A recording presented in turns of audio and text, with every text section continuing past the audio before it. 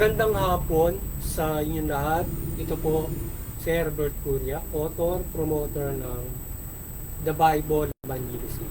Kakibat ang ating pananalig sa ating banal na Panginoon Diyos, banal na Panginoon Kristo at gabay ng kalingwan na galing sa Maria, ay ating po pinabahagi sa inyo sa linggong ito. Ang mensahe ng ating banal na Panginoon Diyos. Ang tema ng mensahe ng ating banal na Panginoon Diyos ay ang bawat reliyon at pamahalaan ay magkaisa para sa kapayapaan. Ngayon, babasahin ko po sa inyo ang mga mensaheng ito mula po sa Bagong Tipan ng Mabuting Balita ng paghahari ng ating banal na Panginoon Diyos sa pamamagitan ng banal na Panginoong Jesucristo. Ayon po dito kay Apostol San Juan, Kabanata 1, talatang 78, ito po ang mensahe. Sapagkat lubang mahabagi ng Diyos upang magbigay liwanag sa mga nasa kadiliman at nasa lilim ng kamatayan at patubayin tayo tungo sa daan ng kapayapaan. Tuloy po natin kay Apostol San Lucas, Kabanata 1, talatang 4, 64 at 65, ito po ang mensahe. At sinabi ni Maria, ang puso ko ay nagpupuri sa Panginoon at nagagalak ang aking espiritu dahil sa Diyos na aking tagapagligtas. Inulungan niya ang kanyang bayang Israel bilang pagtupad sa pangako niya sa ating magulang kay Abraham at sa kanyang lahi magpakailanman. Ipagpatuloy po natin sa mga taga-Roma, Kabanata 14, talatang 11. Ito po ang mensahe. Kaya't pagsikapan natin gawin ang mga bagay na makapagdudulot ang kapayapaan at makapagpatibay sa isa't isa. Pagpatuloy po natin sa 1 Corinto, Kabanata 14, talatang 33. Ito po ang mensahe. Sapagat ang Diyos ay di nalulugod sa kaguluhan, kundi sa kapayapaan. At ipagpatuloy po natin sa mga taga-Galasya, Kabanata 5, talatang 14, talatang 15. Ito po ang mensahe. Sapagat ang buong kautusan ay nauwi sa isang pangungusap, ibigin mo ang iyong kapwa gaya ng iyong sarili. Ngunit kung kayo-kayo ay magkakagatan at magsasakmalang parang mga hayop, kayo ay mauubos. Pagpatuloy po natin sa mga taga-Efeso, Kabanata 2, talatang 17 hanggang 20. Ito po ang mensahe. Naparito si Kristo at ipinangaral sa lahat ang mabuting balita ng kapayapaan. Sa inyong mga hintil na malayo sa Diyos at sa mga Hudyo na malapit sa Kanya. Dahil kay Kristo tayo kapwa makalalapit sa Ama sa pamamagitan ng Espiritu. Ito po ang mga salita ng ating banal na Panginoon Diyos at mensahe niya sa liyong ito sa pagbabahagi natin ng The Bible sa pagbabahagi natin dito sa The Bible Evangelizations ng mabuting balita. Ating pasalamatan ng ating banal na Panginoon. Ngayon, ipaliliwanag ko po sa inyo ang mga mensahe ito mula doon sa tema na ang bawat reliyon at pamahalaan ay magkaisa para sa kapayapaan. Yan. Ngayon, nais pong ibabatid sa atin ng ating banal na Panginoon Diyos sa ating lahat na tayo ay nais niyang mabuklod sa kapayapaan sa pamamagitan ng pagsugo ng kanyang bugtong na anak sa paghahayag ng mabuting balita o ng pag-aari niya sa nais ng banal na Panginoon Diyos sa ilalim ng kanyang paghahari ay may kapayapaan mula doon sa pagpapairal ng kanyang bugtong na anak na kanyang isinugo at itinalaga para diyan na tayo ay pagharian at umiral ang kapayapaan mula doon sa bansang Israel at sa lahat ng mga bansa. Yon ay ang lahat ng mga bansa ay tinatawag sa Bible na hintil at yung Israel ay sila yung mga Hudyo. Yan. So ngayon ay yung Israel ay pangunahin na ginabayan niya upang ito ay tinulungan niya para sa kaligtasang spiritual, mabigyan ng pagkakataon at umiral ang kapayapaan. Hindi lamang sa kanila, maging sa lahat ay ginabayan para tayo natin mabigyan ng pagkakataon na makapagbago at tayo ay makapamuhay ng ayon sa kalooban ng Diyos. Mamuhay tayo mula doon sa mapayapang pamumuhay na binabalangkas ng mabuting balita o mabuhay tayo sa mabuting balita. Tayong lahat ng mga bansa, mga hintil. So lahat ng mga bansa dapat, kagaya ng Pilipinas, mamuhay tayo ng mapayapa at gayon din para din doon sa iba't ibang mga bansa. Tayo ay mamuhay ng mapayapa. Nais na banal na Panginoon Diyos na mula sa Israel ay magkaroon ng pagkakasundo-sundo ito sa lahat ng mga bansa. Gayon din yung lahat ng mga bansa ay magkaroon ng pagkakasundo-sundo. Yan ang nais ng ating banal na Panginoon Diyos na inahayag at iginabay ng banal na Panginoon Kristo sa atin. Gayon din ang banal na Santa Maria ay naghayag din mula sa kanya sa atin, naghayag din ng kanyang pananampalataya sa Diyos na tayo para sa pagtulong niya sa atin at gayon din sa bansang Israel, na ito ay magabayan tungo sa kapayapaan at tayo ay ito ay kanyang ginabayan at iniligtas mula doon sa mga pangako nito sa kanya sa mga magulang natin, yung mga kina Abraham, yan yung ating mga ninuno na patriarch mula doon sa Israel, na sina Abraham ay pinangakuan ng Diyos at mga saling lahi niya na ito ay pagkakalooban niya ng kaligtasan at isinugo nga ang ating banal na Panginoon Kristo at naging instrumento ang ating banal na Santa Maria diyan para umiran ang kapayapaan mula sa kanya na pinagkalooban ng paglilingkod para dito sa pagluwal sa Panginoon Kristo na siyang gagaway para palaganapin ang kapayapaan sa buong mundo. Kakibat dyan ang ating banal na Santa Maria, kaya tayo magabayan ng banal na Santa Maria sa panahong ito para tayo ay makapagpairan ng kapayapaan. At ang kapayapaan na pinairan ng Panginoon Diyos mula noon sa Panginoon Kristo 2,000 taon na nakararaan hanggang ngayon, tayo ay magpairan ng kapayapaan hanggang sa itinakda ng ating banal na Panginoon Diyos. Bagamat kahit na pinropesiya ng ating Panginoon Kristo na may mangyayari pa rin ng mga digmaan, paiitingin pa rin natin ang kapayapaan. Gawin natin lahat na makapagdudulot ng kapayapaan. At yan ang nais ng ating banal na Panginoon sapagkat ayaw niya sa kaguluhan. So hanggang sa huling panahon, paiiranin natin yung kapayapaan kahit na ito ay kahit halos ito ay hingi na ng pagkakataon na tayo ay halimbawa tayo ay iniisipin ng pagkipagdigmaan. Yan. So yan ay tayo ay magtatanggol lamang sa ating sarili pagdating noong 666.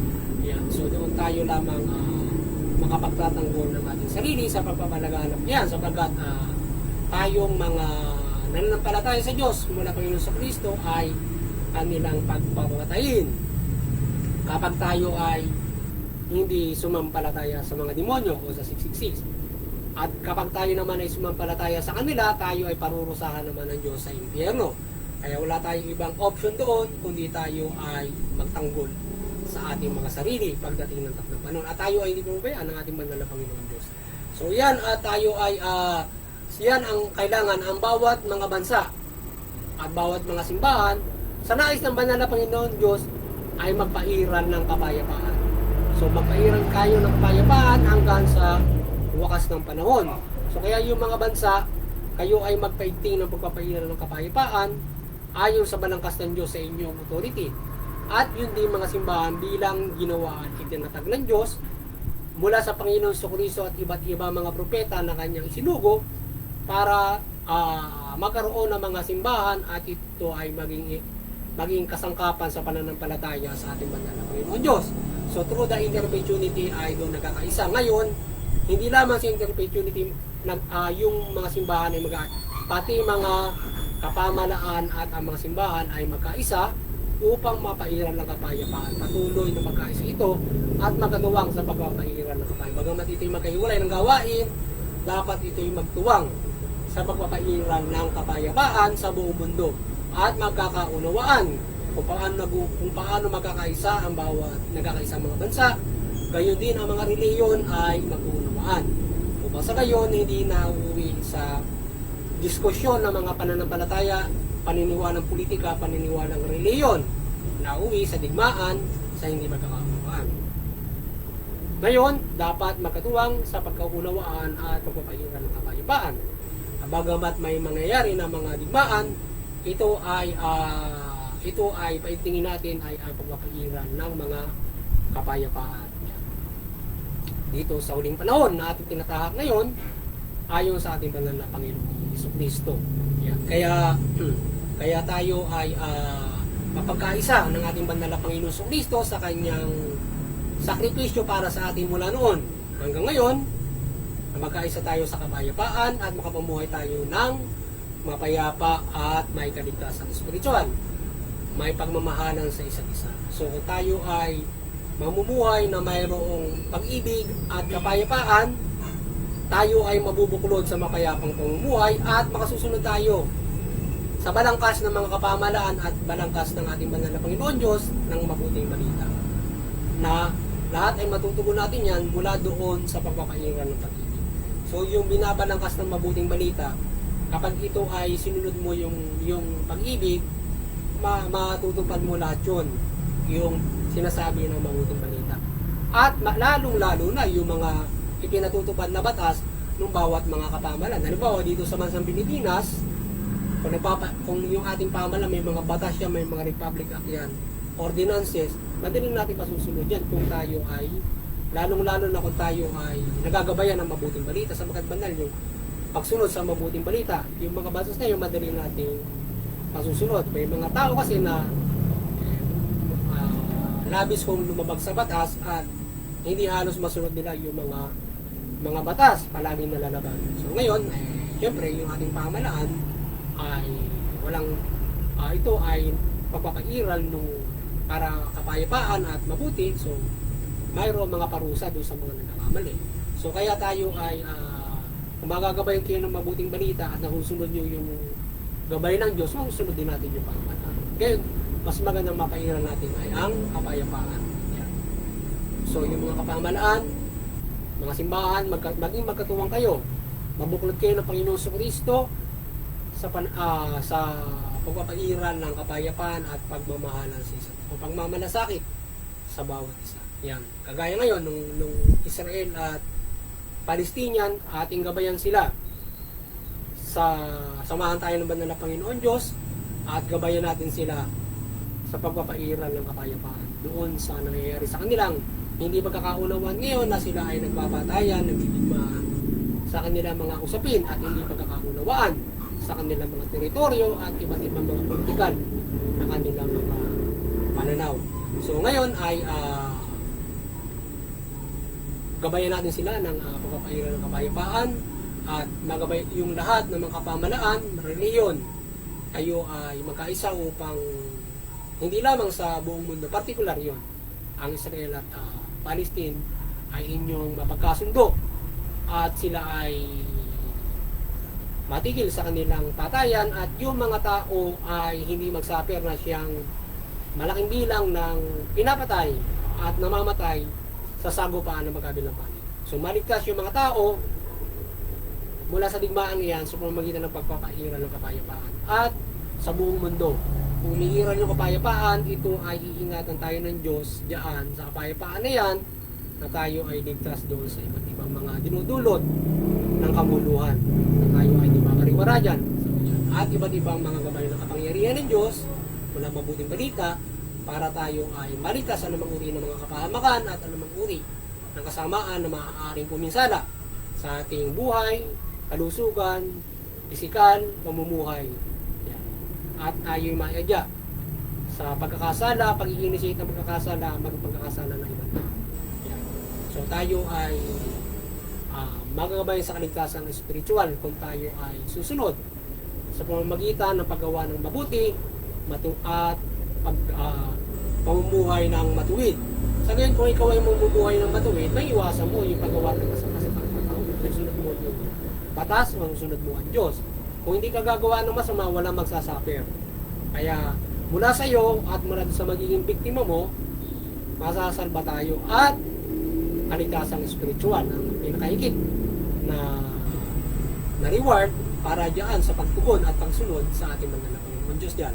So yun, at muli sana nagabayan na naman ang lahat sa pagbabahagi ito ng The Bible Evangelizations ng mabuting balita at humiral yung kapayapaan at magkaroon tayo ng kaligtasang spiritual mula dito sa pagpapairal ng kapayapaan. Yan. At tayo ay magkaroon ng malaking pag-asa sa kaligtasang spiritual.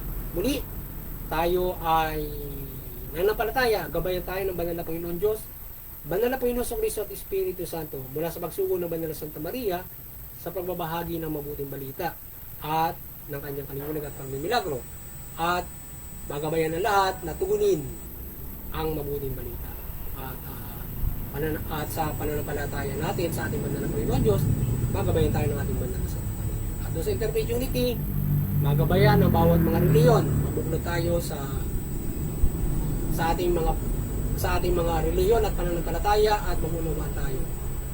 Mahikayat natin ang buong mundo sa kapayapaan at pagtutulungan at iba't ibang mabubuting aral ng ating mga reliyon. Magabayan natin yung mga kapamalaan sa pagpapaingan ng kapayapaan at pagbubuklod ng sangkatauhan. At muli yung CBCP, Vatican Church, kayo ay magabayan ng Banal na Santa Maria, maliwanagan kayo at patuloy niyo pagbuklodin yung sangkatauhan sa pananampalataya sa Diyos mula Panginoon sa Kristo at mabuting balita. At ang The Bible Evangelization sa muting kakayanan nito, tayo patuloy na nanampalataya sa Banal na Santa Maria. Gabayan tayo ng kanyang kaliwanagan sa pagbubuklod ng sangkatauhan sa pananampalataya sa Diyos mula mabuting balita at Panginoon sa Kristo. At doon sa mga kapamalaan mula ba sa Pilipinas, kayo ay maliwanagan ni Banal na Santa Maria at inyong kayo ay mamahala ng mabuti at matuwid at makatarungan. Tugunin niyo yung karapatan ng tao. At magpairal kayo ng mapayapang pamamahala. Yan, at lalong-lalo na ang bawat magmasa at nagkakaisang mga bansa. Sa ngayon, tayo ay makapumuhay ng magaan, maunlad, mapayapa at may kalitasan spiritual. Mula sa balangkas na may pinagkaloob sa inyo ng ating banal na Panginoon Diyos. Yan. Muli, magandang hapon sa inyo lahat at naway ang biyaya at kaloob ng ating banal na Panginoon Diyos ay patuloy na pagpalain tayo ang mundo ng kapayapaan at ng kaunlaran. At gabay ng Banal na Santa Maria hanggang sa wakas ng panahon. Yan.